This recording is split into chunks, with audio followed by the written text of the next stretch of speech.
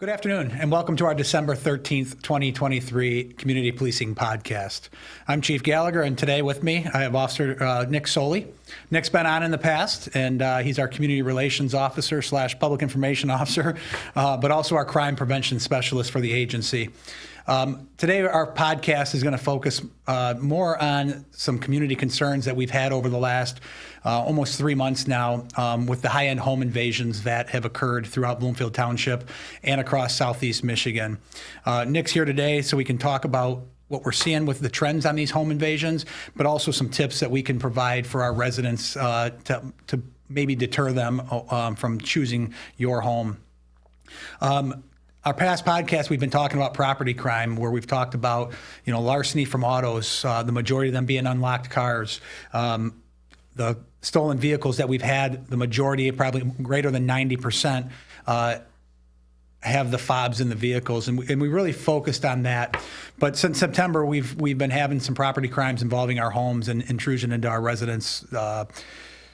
Really your domain and someplace you should feel secure. And this group is a South American theft group. We don't just label groups just to label.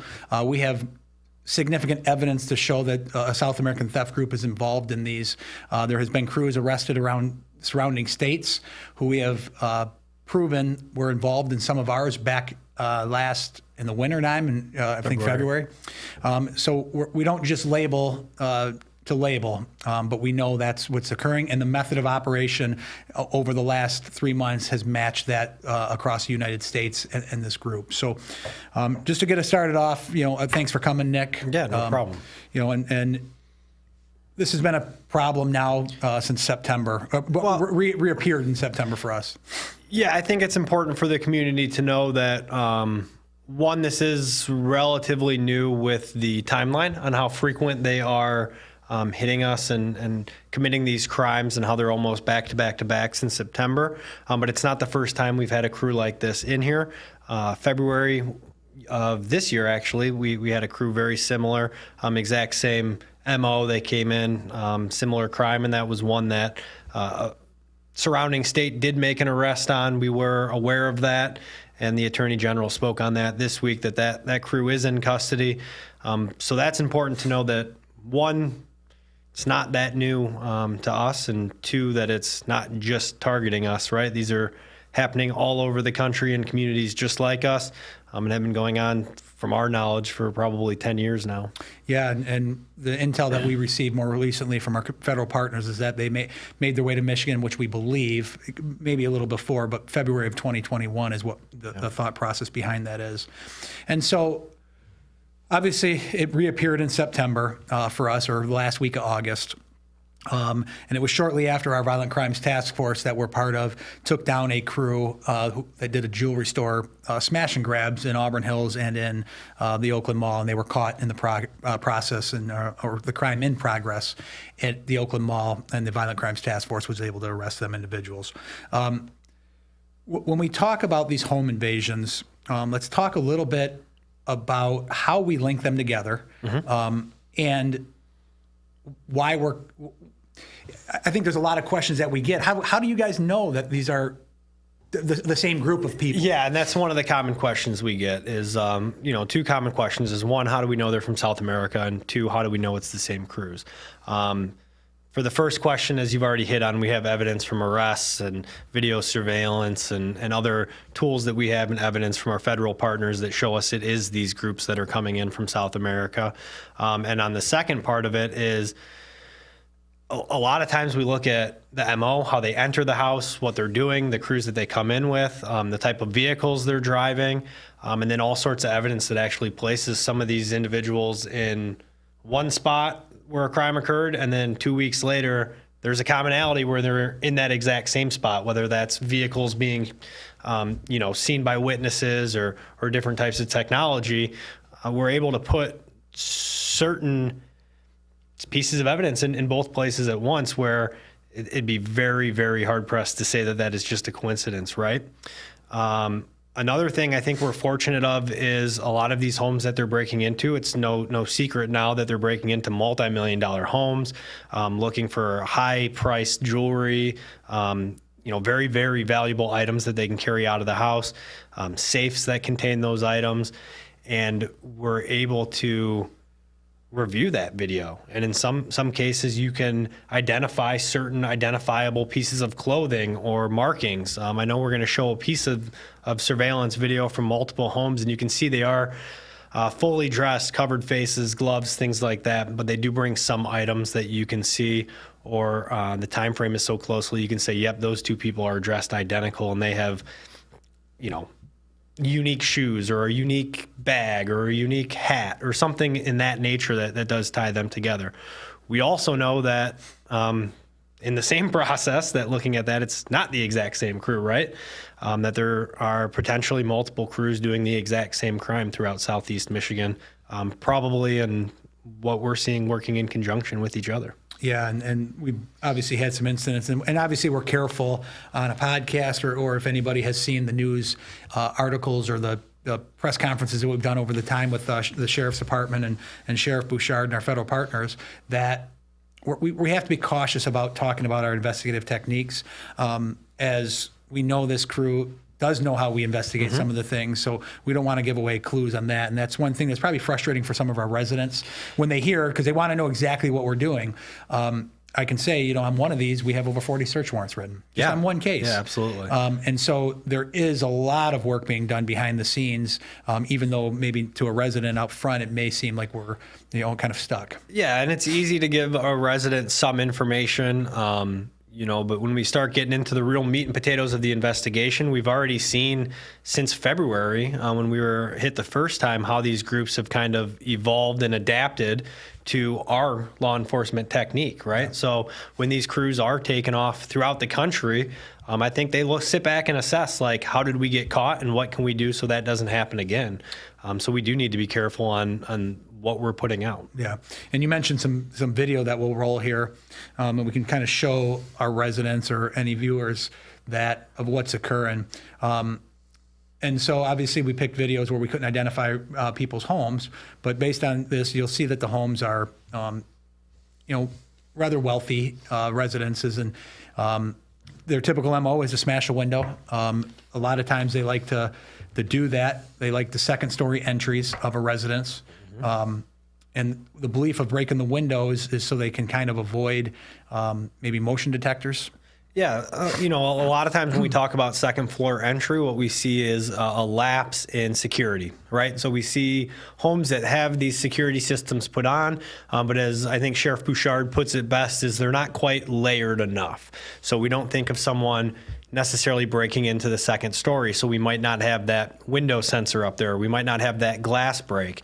And the piece that we're looking at right now, you can see they have some technology that's actually able to disable some of these alarms. I tell our residents when they call me, still set your alarm. This isn't foolproof. We've seen evidence in the past in several of these that their technology doesn't always work. Alarms have been triggered. We've been able to make scenes quick because of alarms. So still continue to do that, but now's a good time to look at your system and make sure it's layered. Make sure you have motions on your second floor. Make sure you have those window sensors on your second floor. If possible, have some sort of secondary hardwire security in there that doesn't just run off Wi-Fi and cellular.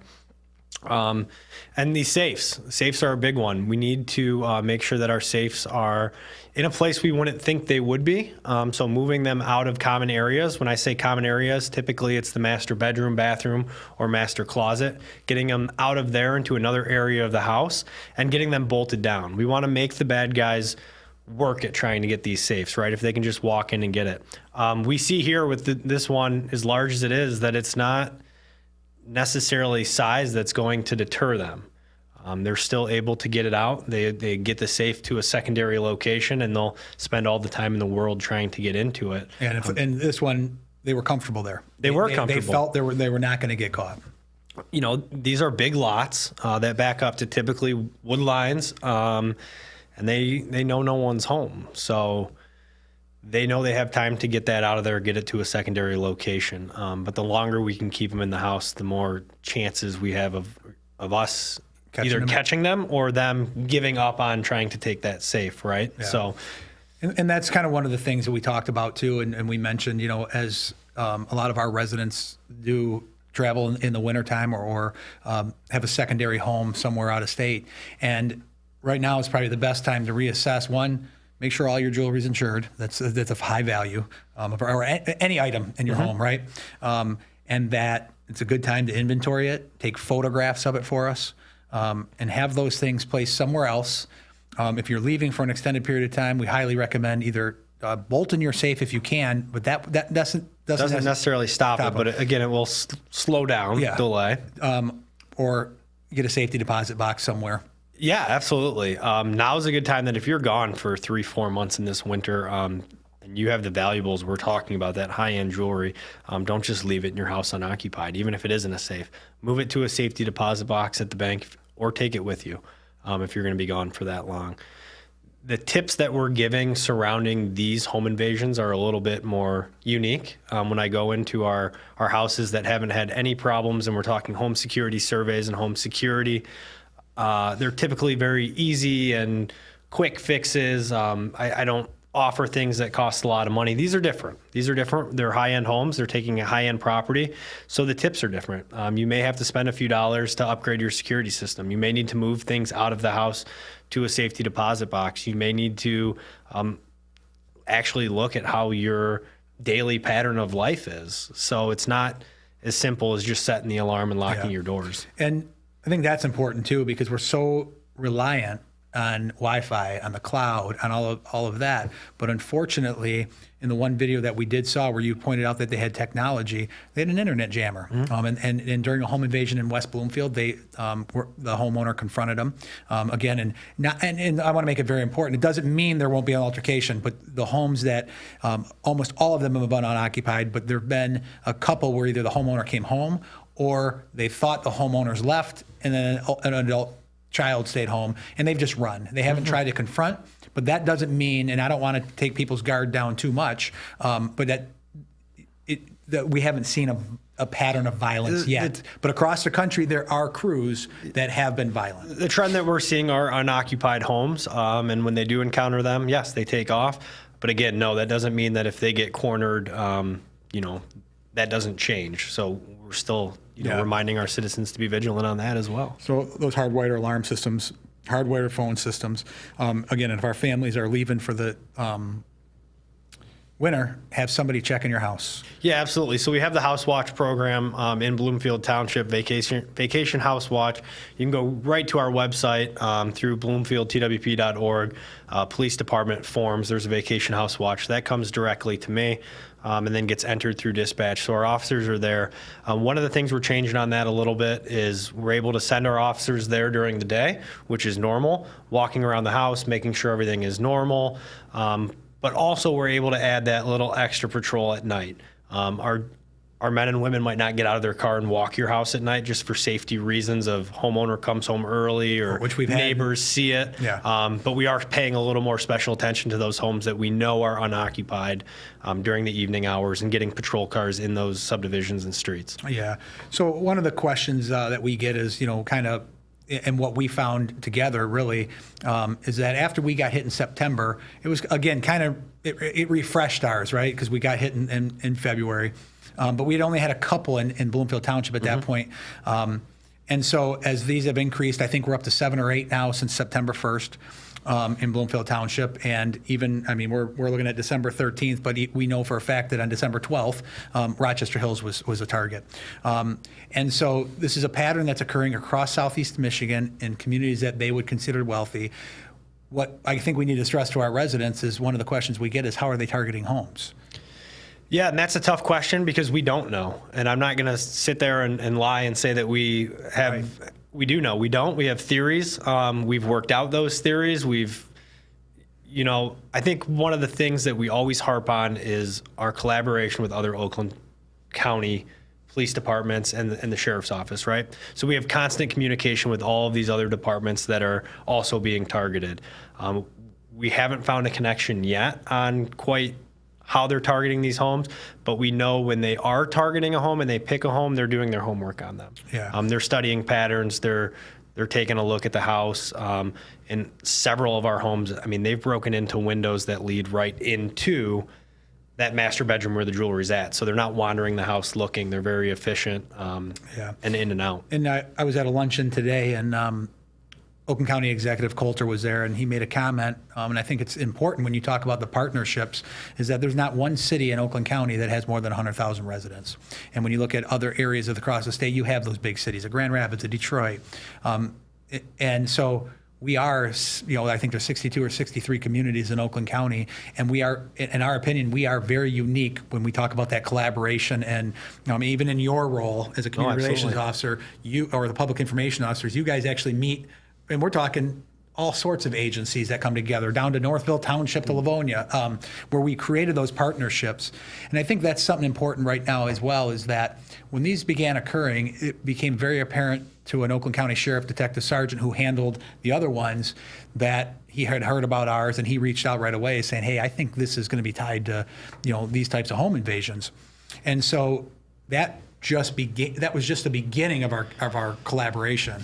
Yeah, so I think a few of the things that I've read online, and sometimes I get a little too involved in it, right, is we waited too long to announce this task force. With that, I say we didn't. As soon as this started occurring, for us back in February, we immediately started talking with the Oakland County Sheriff's Office and other locations that have been hit. When these reemerged in late August to September, that communication was still there. So there was a constant flow of information in and out with our partners in Bloomfield Hills and the county and all these other departments. We just kind of made it more official, I think, with the sheriff's press conference of the task force itself, but we never stopped working together, and it didn't take a task force for us to come together and start working and sharing information. But it's not just here, right? So you have members of the Detective Bureau, myself, we're members of different intelligence bulletins that go out where we're seeing this exact same MO across the country.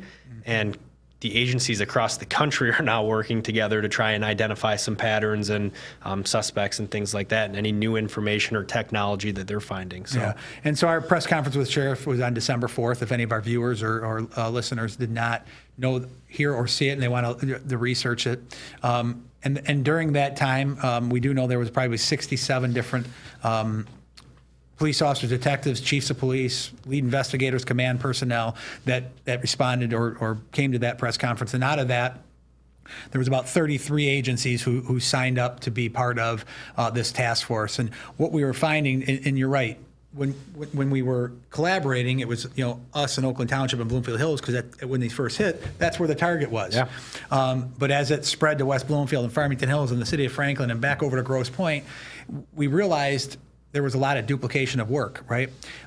Because not all the time do we know what's going on in Grosse Pointe. So the task force was created, and again, just this last weekend, we saw the benefits of having all those extra manpowers as we were able to gather some intel and some leads. And while some of them didn't lead to arrests, it led us to other information that could exclude it from being part of these. Absolutely. So I think those are important. Again, so December 4th was that, and the task force is up and running, and and I know we're contacted daily on this. I've probably been on the phone at least 4 or 5 times just today, and whether they're 2-minute phone calls just to say, hey, this happened, or we heard about this, and it's a benefit to all of us that happens. So I don't know if there's much more to add to them at this time, other than we are well aware of them. We have every resource that we have, that multiple communities have working on these, trying to protect our residents, and we feel an obligation to do so.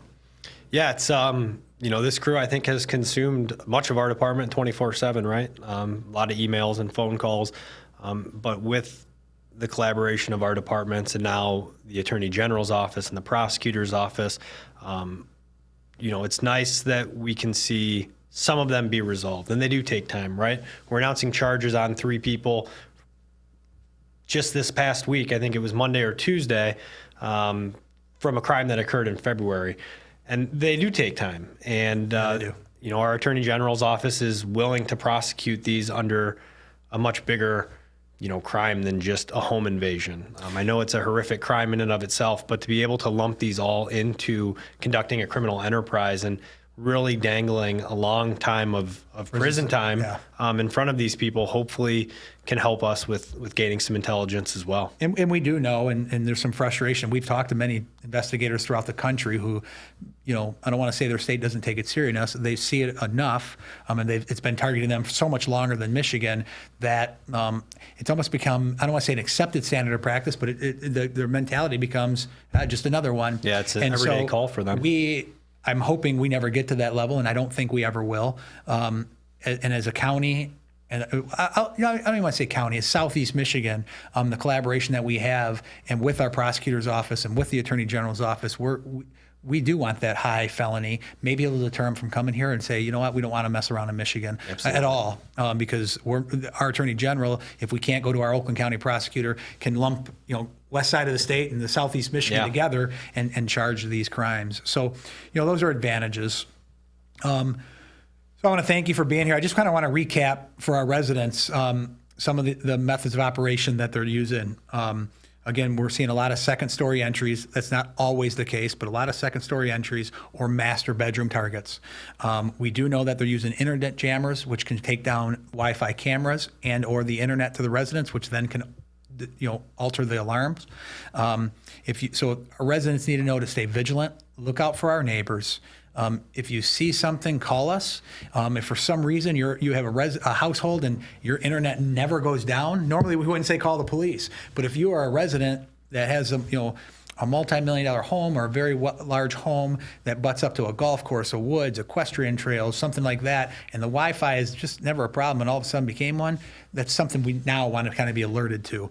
And just trust that when we make contact with individuals in a neighborhood that we are investigating them to the fullest. I know we had some conversations this week and some frustrated residents about, us coming out, speaking with individuals who we deem to be completely legitimate to be in that neighborhood, and their frustration is back at us. I accept the frustration because they're worried about their stuff at their home. There's no problem there, but just I want them to be confident to know that we are investigating it. And even if we can't find something at that moment, we're doing things behind the scenes to make this work. So we will keep our community updated as much as we can and our surrounding communities.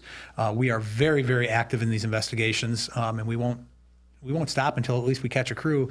But again, we want to stress this past weekend, 2 weekends ago, we believe there was 2 different crews hitting Bloomfield Hills and Bloomfield Township that ended up meeting up for a reason. And that is the frustrating part, is that, we have great success a lot of times taking down a retail fraud crew who's hitting the same area, or a home invader who's targeting just condos, because we usually can solve those quickly. These ones are more frustrating, but we're not going to give up. Yeah, and they're in and out of the state of Michigan so quick, and we could take a crew off tonight and have the exact same home invasion later in the weekend, right? Yeah. So just constantly keep working them. And then on top of that, the other crimes that we have in the township, with it being holiday time, our retail frauds, we're starting to see it. We just came from an arrest of a retail fraud over $1,000 at right 2 different stores across from our station. Unfortunately, for whatever reason, I'll let you jump to the conclusions there. Around the holiday time, we see an influx in retail frauds. So the busier the store gets. So we ask that you be vigilant when you're out there as well to our community. Right. Well, again, thanks, Nick, for coming. I'm sure, I know our patrol officers are taking this as a challenge to take off one of these crews and make some arrests so we can prosecute them. Again, our SEMCAP is what we call the task force through Oakland County, the Southeast Michigan collaboration, arrest and prosecute. And that's what our goal is successful prosecutions of these individuals to hopefully deter them to come in here. So again, I want to thank our residents for viewing our podcast today. It's December 13th, and we'll see you in a couple weeks and update these if they continue. Thanks, Chief.